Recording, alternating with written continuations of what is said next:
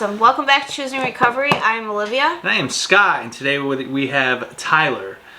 Tyler, what's going on, man? How you doing? Good. How are you guys? Amazing. Awesome. Couldn't ask for a better day. Glad to have you on the show. We're gonna jump right into it. First question: drug or drugs of choice if you had multiple, and at what age did you start using any substance? I started using drugs at 14. I was diagnosed with ulcerative colitis, so it was so severe that I ended up going down to St. Paul Children's Hospital and going right into surgery like the next day.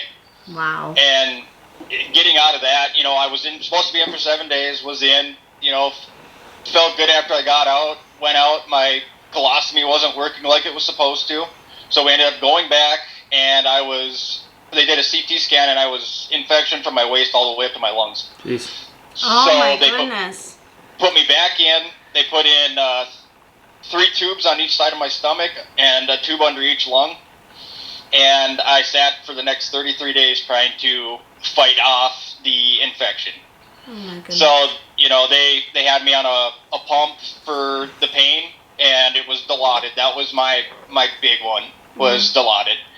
And by the end of it, it was anything and everything. So it's, I was escaping. So, and it helped that I had a mom that was in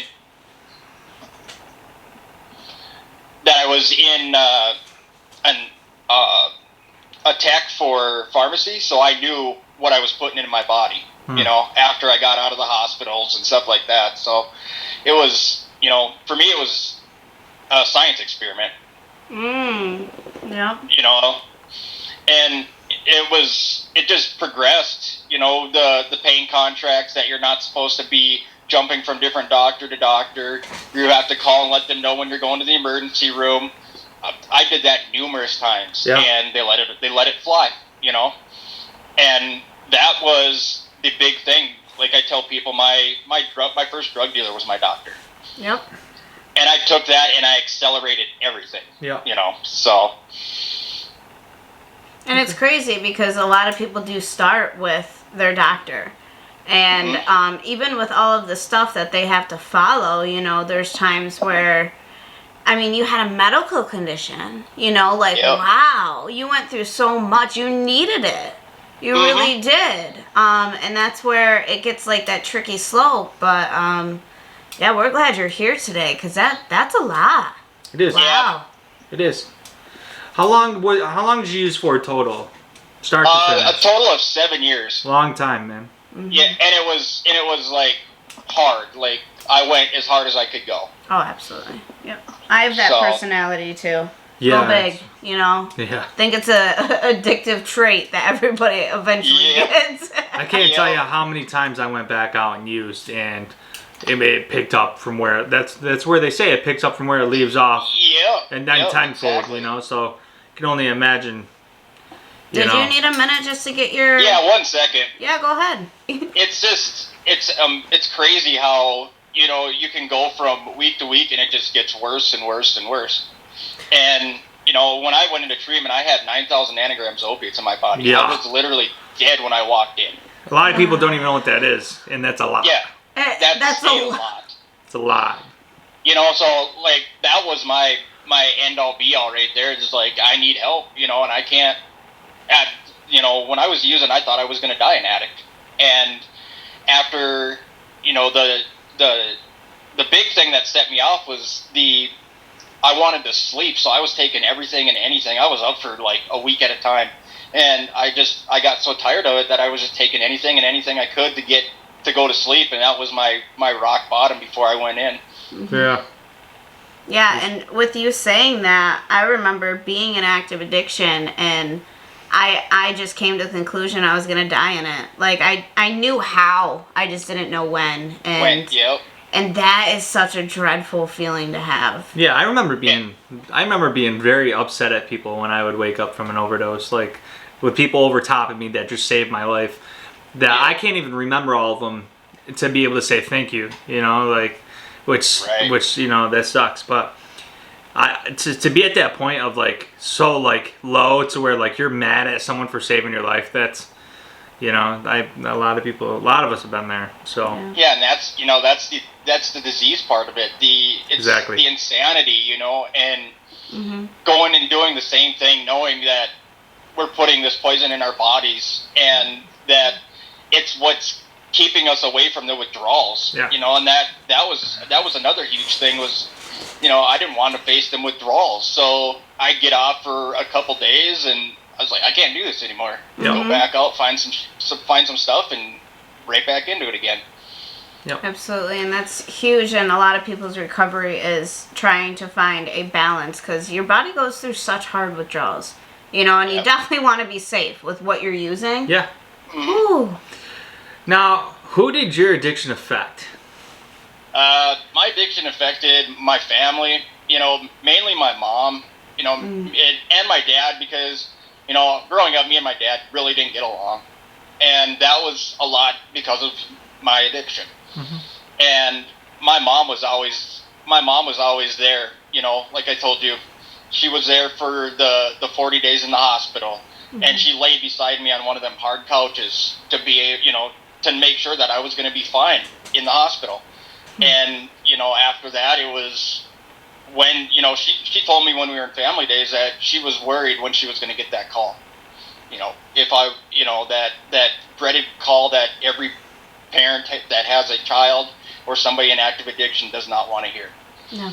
And, it was that point that, like, when I heard that really broke me, because that, having to sit there and not be able to say anything while they're saying this stuff, and then telling you, this is what you did to hurt the family. This is how your using affected the family, and then, having to sit in front of them and tell them, the 9 or 10 pages of stuff that I put into my body over that 7 years, it was an eye opener, and you're doing this in front of everybody, the people that I was in treatment with. There's 15 people plus 2 parents for each person.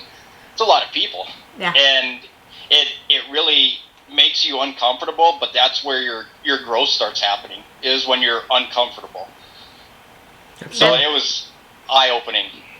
Yeah, that's amazing to hear because my rehab was the same way, and I've never experienced anything since then.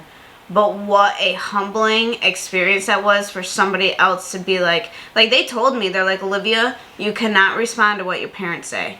You have do not answer back to what they say. They have to allow them to feel those emotions. And they told me everything, and I just sat there and I was like, and I wanted to rip into them so bad, but what an experience, because everyone else heard it too, and I had to sit with that, and I think that's humbling growth right there. Yeah, and to be able to, like, bite your tongue and, and that's what it was for me. It was biting my tongue, to not lash out, because when somebody made me mad, that's what I would do. I would lash out.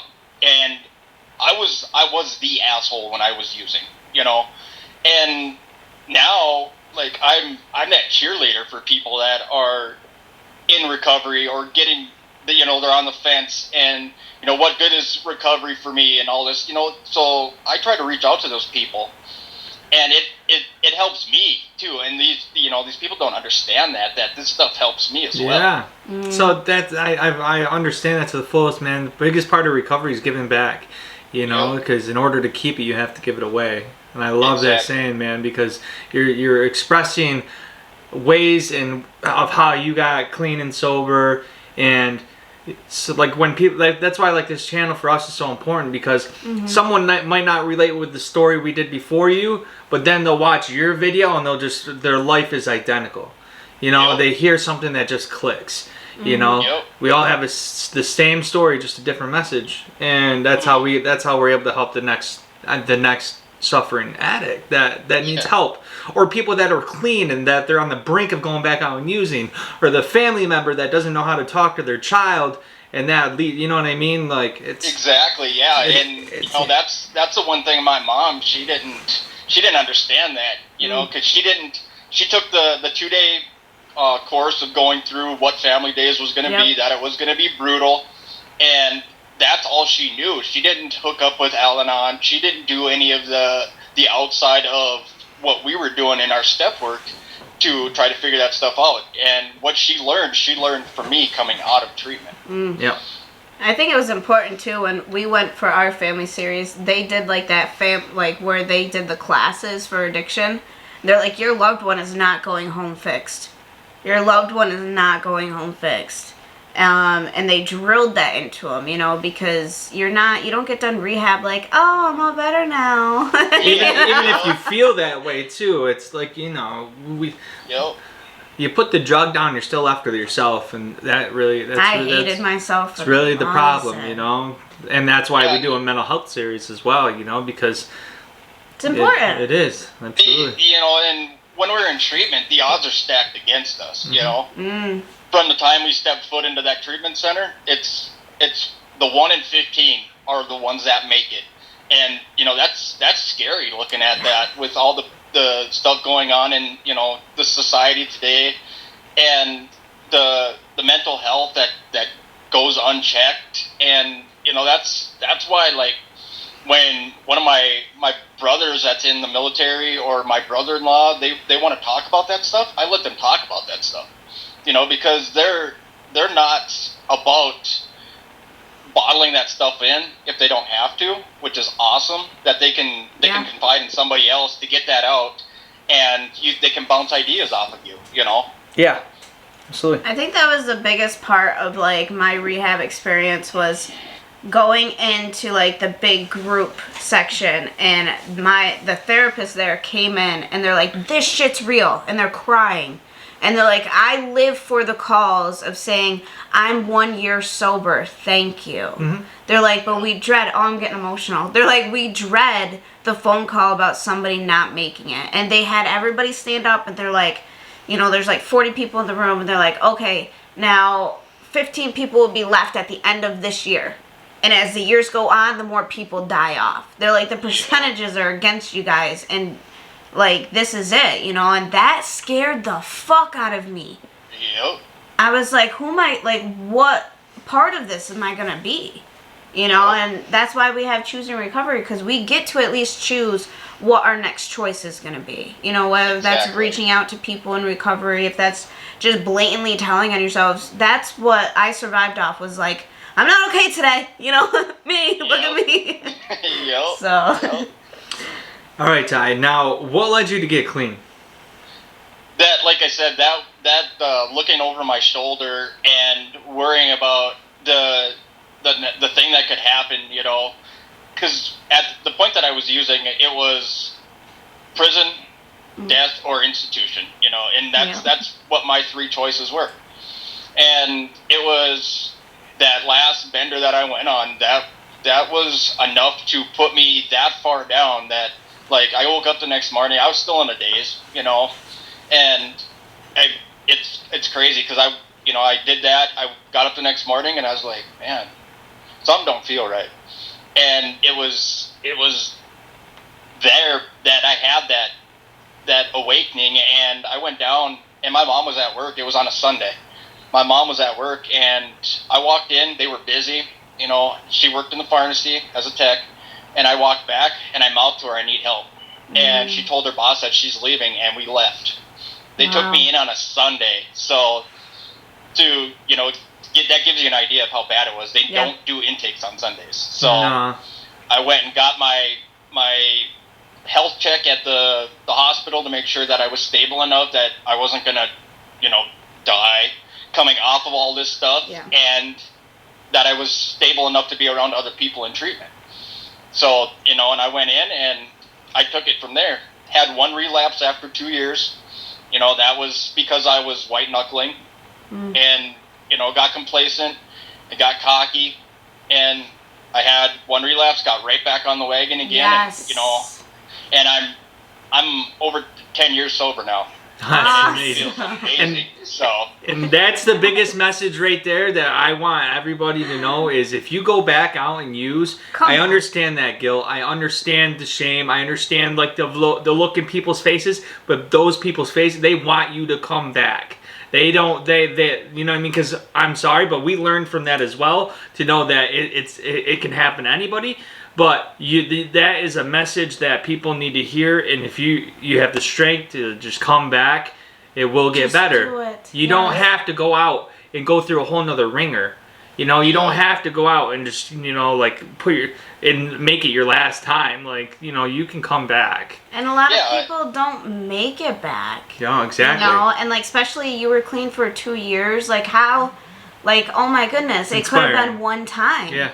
You know, and that's just so scary. And your story is phenomenal. Like, all the things that you faced and you've come up from it, like, good. Yeah. Good, And I'm glad. I work a really, the next best thing type of recovery. Mm-hmm. So whatever solution that is the next best thing, that's what I'm doing. Awesome. You know, and I have stuff to combat, you know, like if I wake up in the morning and I'm feeling off, like I wake up early enough in the morning to be able to reset my day when I wake up. So I will get up in the morning and something doesn't feel right. I'll turn off everything in my house that makes noise, and I will sit in the middle of my carpet and I will center myself. Awesome. That's awesome. You know, and to be able to do that, like to get in tune with what my body's telling me needs to be done, it took a while, you know, and I'm still working on stuff every day. You know, my anger went from, you know, 0 to 100 real quick to now I can actually step back and play the tape through. So I can, okay, if I do this, this is what's going to happen to me. Or if I do this, this is the next thing that's going to happen. You know, Awesome. I try to look for the next best solution. Incredible. Yeah. Ha! Absolutely. And now, how are you staying clean today? I have a group of buddies that decided to get sober too, and that's my sobriety.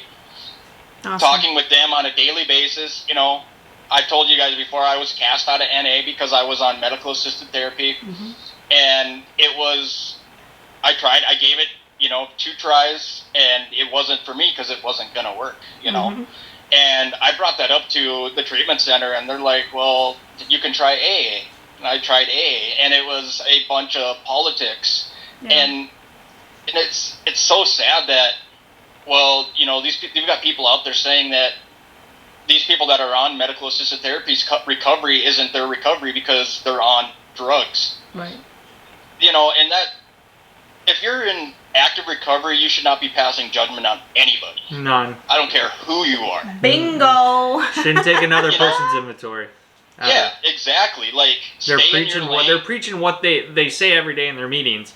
Is and not in a part of their steps. You know, in traditions, like, and they're doing that, and they think they run a perfect program, especially those old timers, and they still have their own issues. If something's not their way, or the AA way, or any way, I understand. And that just makes me so sick because MAT saves people's lives. Saved my life. And I don't understand, share your own experience. Exactly. But understand that people don't have your experience. They have their own. Exactly. Right? Like, we're all individual. We all live different childhoods. We all have a different chemical imbalance in our brain, first of all. Like, we're just different. And that's okay. So, like, I just don't understand, like, what ever happened to, like, the newcomer's the most important person. So for you to get casted away, it makes me very sad that, you know what I mean? And we want to state this, though, not every meeting's like that. I've been to my fair share of meetings that happen like that. It sucks. It sucks, and it should not be allowed. You know, people should say something. So don't ever if it's not the right meeting, whether it's smart recovery, it doesn't matter what it is. Your recovery is your recovery. And it doesn't have to we you know what I mean? It doesn't have to be A or NA. It can be anything anything that keeps you clean today. And it's a great message. No, if it's keeping you from, you know, sticking a needle in your arm or going out and robbing people just so you can get that next fix, then by all means do it. Yeah. You know?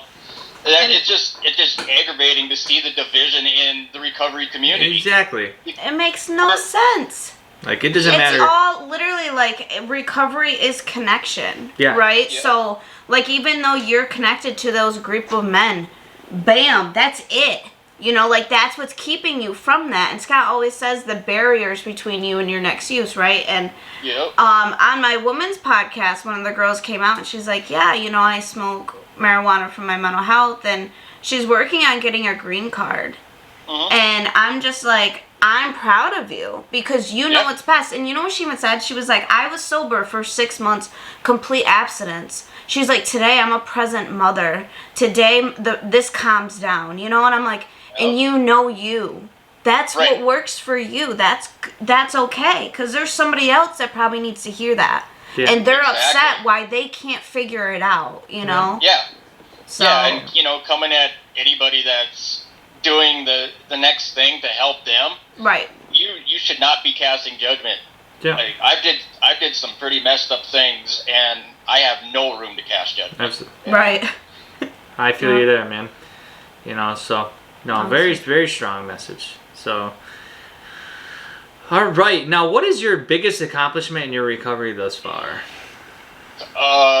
Getting the trust back, you know. Aha, I love it. That was my huge thing. Like, I'm actually trusted with a credit card for the company that I worked for. Nice. I'm trusted with the keys to the building. You know, I can go in. You know, we do a lot of electrical work, and I can actually go into their facility and not grab. You know, they don't worry about me grabbing a bunch of stuff that I don't need, and you know, it just, the trust was amazing. You know, and then I went back and I ended up getting my GED in 5 days. Good job.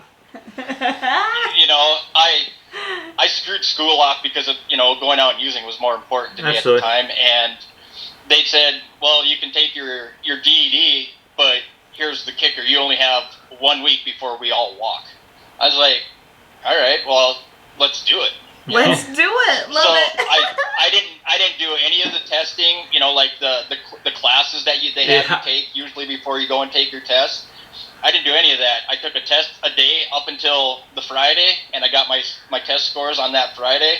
I ended up walking that week with them, and I gave a speech for the graduating class. Nice, dude. Me too, brother.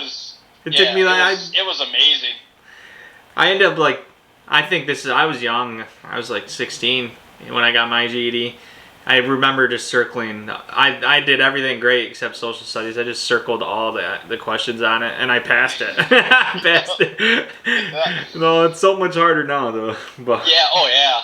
No, and they were just blown away. Like, I sat up there and I gave a speech for an hour and a half, you know, and I had the auditorium full. Yeah. So. And I didn't even see them people when I was up there. You know, I was in my element. I was, you know, telling my story, and these people were just like blown away that I could go from, you know, doing that many drugs to being able to apply myself to be able to finish a GED in 1 week. Like, you know, that they said that's like the second time that's happened where they've had somebody that's done it in that short of a time. That's amazing. And I always say that addicts are the smartest people I know, and I will never not think that. You can hand an addict any problem and we will figure it out. Yeah. Like, we are adapting. We're survival, right? So, like, that's awesome. That's awesome. We know how to adapt and overcome, you know, that's I take and put that into my daily life too. It's not, but it's actual full-hearted adapting and being able to see the end result, you know, and that's my big thing, you know. I don't do any of the things I do to get clout or follows. I'm there to be a genuine person, and I want to see people do good, because there's a time in my life where I wanted to see everybody do bad and then watch the whole world burn. Yeah. And that's, you know, that's how I was. Yeah. So to be able to have that switch and actually smile and be happy that I'm in recovery and not just show that, hey, I put the drugs down, but I'm actually in it to be in it. Awesome. You know? Absolutely. It's amazing. Now, would you change anything knowing what you know now? To be honest, no. I love it. The stuff that I've been through has made me who I am. And I've gone through, like I said, numerous surgeries. I've fought for my life in the surgery. I've been, you know, in addiction. And it's made me who I am. You know, I get to tell a story of overcoming and being able to be the person I am today, you know, and get to talk to other people in the program and, you know, bounce ideas off of each other and be the help that we need in the world. Awesome. We need more like that. It's my favorite answer. When it's not that I don't knock people and say, yeah, but like, look where you came. Look where you're at. You know how hard it is to get 24 hours clean? Seems like it's an impossible journey. And then after that, after you get a couple 24 hours in, it just gets better from there. It's better than when I'm gonna keep it on I. Any day clean and sober is better than any day, my best day high, you know? Yep. So Yep. Now, if you could say something to someone who is still actively using, what would you say to that person? That one, you know, it's a double-edged sword. Yeah. Like, and if I have somebody that's trying to be there for an addict or somebody that's struggling, I tell them love them from a distance. Love it. You know, don't give up on them because that's not what they need. But make sure that you're protecting yourself as well. You know, because you being in that position, that could bring you to some bad places. That could bring you to stuff that just throws that mind right back into what you were doing before, you know. And you know, the struggling addict, that's all I needed was love. And to have somebody in my corner. You know, and that's the one thing that has brought me to where I am, you know. Getting to meet people that are genuine and are actually there for you. When they say they care about you, they actually give two shits about you, right. You know. Love heals all. I found that out. Love heals all. Yeah. And a part of my story was that the enabling almost killed me, and when they stopped enabling me and the loneliness and everything, that's what I needed, to feel so alone, feel so desperate, feel all my own emotions without the outside world enabling me to at least feel a little better. You know, I needed that. I needed the disconnection from like all reality around me, because I didn't know how to know, and it took me 10 years to learn that. You know what I mean? And every time I got clean, I wanted to be clean, but there was always that disconnection from myself to other people that I relied on. You know, it was never I never had just me. You know, I never did anything for me. It was always outside source that I wanted to do it for, because I didn't know how to care about myself. So, okay. Scooty just woke up real quick. He'll be happy. He'll be happy. I promise. I promise. Grab him. 2 seconds. Yeah, and back to that love thing too. And mine was tough love, you know. And I relate to a lot of what Scott said too. Like, being that, you know, my mom, with her being as close to me as she was, you know, she realized in our family days that she was an enabler as well. You know, and when she finally learned that there was that fine line between enabling and helping, is when she got better, and I got better as well. So. Hi, Buggy. Yeah, because my dad, he was definitely about the hard love too. It broke his heart when he stopped enabling me, because he was enabling me for a long time, and in the middle of my addiction, he was like, no. And I was horrible, right? Like, I was vicious, mean. And I would rip him apart, you know, and he would just be like, no, I love you. And I was like, okay, whatever. But when I got arrested, he came in and he sat on the other side of the glass for me, and he said, you are the reason you are here today. And I said, okay. Like, duh. Like, I know that I made these choices, right? But it was so hard for him to learn, and it really hurt him, but he helped me with that. He probably saved my life many times with that. So. And that's, you know, I've told my mom that numerous times, you know, because she's got lots of back problems, and she's been in a lot of accidents, so she's got a lot of PTSD that she deals with. And when I was using, she was on a lot of the same things that I was using. You know, so like I'd run out, and Mom didn't want to see me in pain of the withdrawals, and yep. you know, she would help.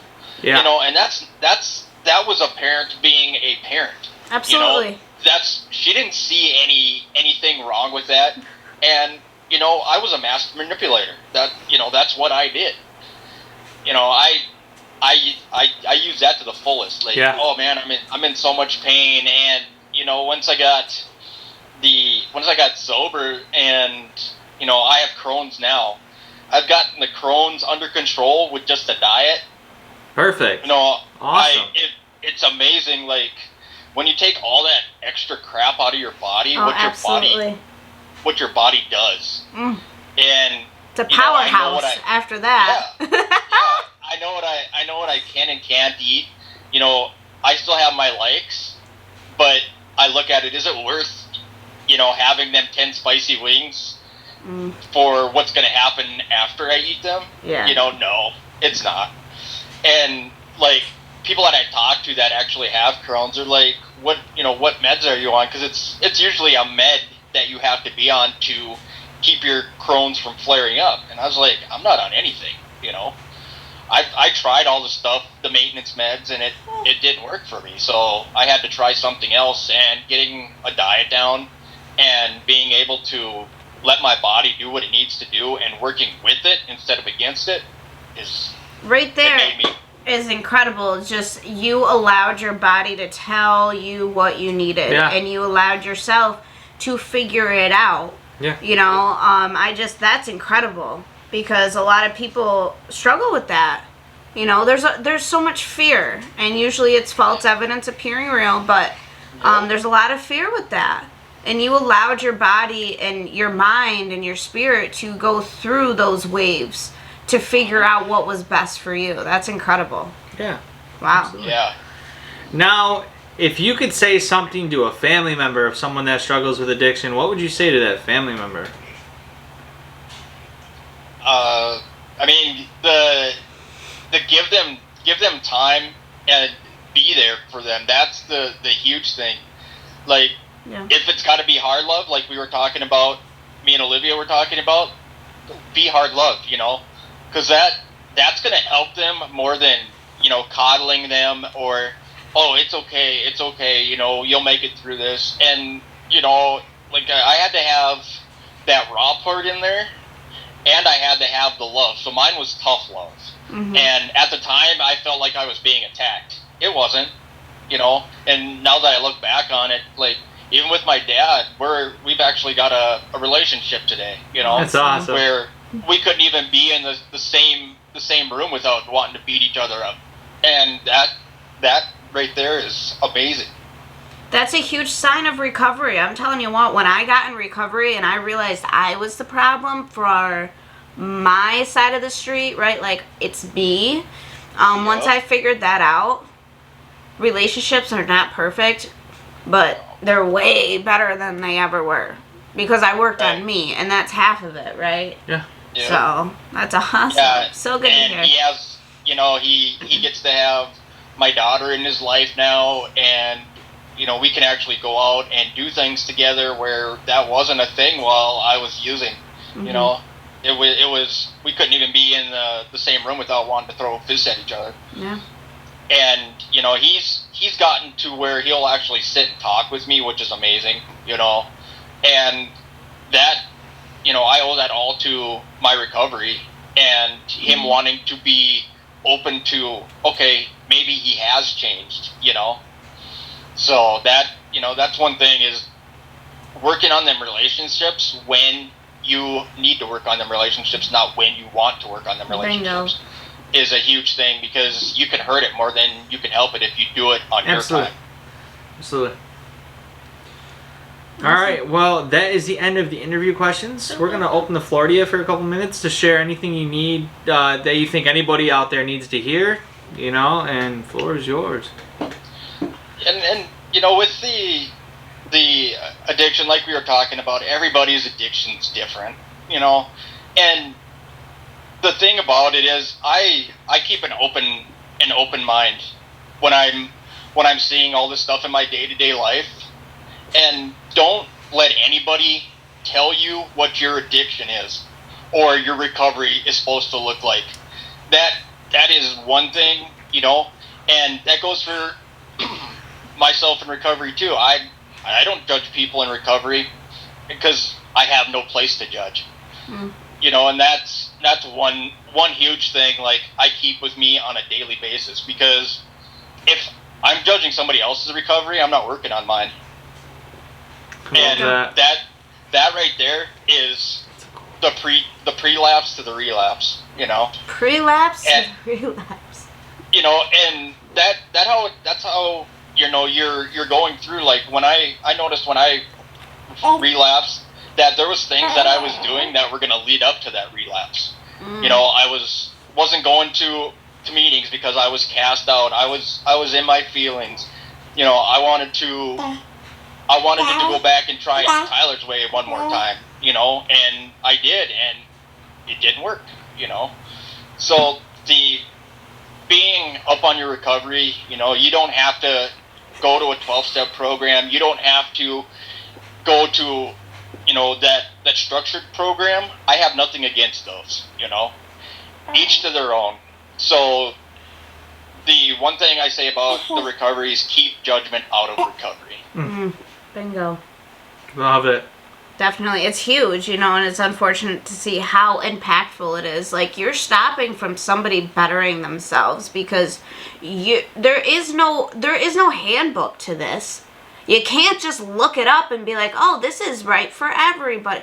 If you get any medical, like if you are diagnosed with anything medically, there is no handbook for everybody to follow. For everybody's individual. Everybody's going to be different. They're going to have different symptoms, different withdrawals, different, imbalances. It's just everybody is their own person, and we're so big on that. And we support everybody. Yeah. Then that's, like you said, that keeping people and telling them they don't have clean time because they're on MAT. It's horrible. That's literally killing people. Yeah. Mm-hmm. Because they get so down on themselves. They're like, well, I've been on, MAT for 6 months, and these people are telling me I don't have this clean time. What am I going to do? And they get beside themselves, and to push somebody to that point, man, that just blows my mind. Yeah. There was this one girl that was on maintenance for, I think it was like 5 years. And she was like, no, I can't get off it. I can't get off it. And doctors are like, well, it's not supposed to be for that long, And she's like, well, I can't get off it. So they allowed her to keep getting on it. And then after 5 years, she's like, okay, I'm ready to get off. And she still has years afterwards, so her recovery was different. Like, she needed it. She knew that, all I have to say about that is every person knows themselves way more than anybody else does. And just embrace yourself fully. Yep, yeah. You're living your life, and you know your body better than anybody else. Exactly. You got to listen to your body too, and you don't. When your body tells you that you're thirsty, you don't go and not give it anything to drink. Right. It's the same thing with how you feed your recovery too. That's exactly. If you're putting bad stuff in, you're gonna get bad stuff out. Yep.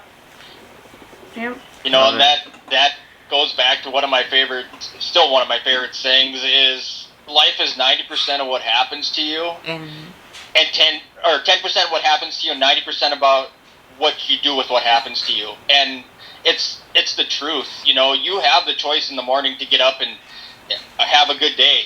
And if something's happening, in the middle of your day where it's bad, you have that reset button where you're either gonna let something that happened that was 5 minutes long ruin your whole day, or you're gonna take that 5 minutes and learn from it and make it better. That's my mentality on things. Because if I just let a 5-minute interaction with somebody during work or in my day-to-day job, my day would be crap. Yeah. If I just went purely off feelings, my day would be crap. So you have that that time to be able to change that. And it's no life living strictly on your emotions. Yep. It's a disaster. But one more thing, can you state your first name, one thing you're grateful for, and your clean date? My name is Tyler Kostelecki. One thing I'm grateful for is my family and my recovery. Awesome. And my recovery is 8/2 of 2009. It's the dinosaur times. Keep it up, man. Add them years to that. Let's go. No, that's inspiring, man. That's absolutely inspiring. No, really, it's a long time. Dinosaur times. What the hell? Yeah, and another thing too, we can't get too caught up on our days. We have to make our days count. Absolutely, I love that. That's like a lot of the stuff that I run my life by are things that I've heard from people in AA or NA, because like I said, I'm not saying those programs are bad. There's information that's valuable in there. Absolutely. But, with that, there's got to be some changes in the mindsets too, That's where it all is. That's just my opinion.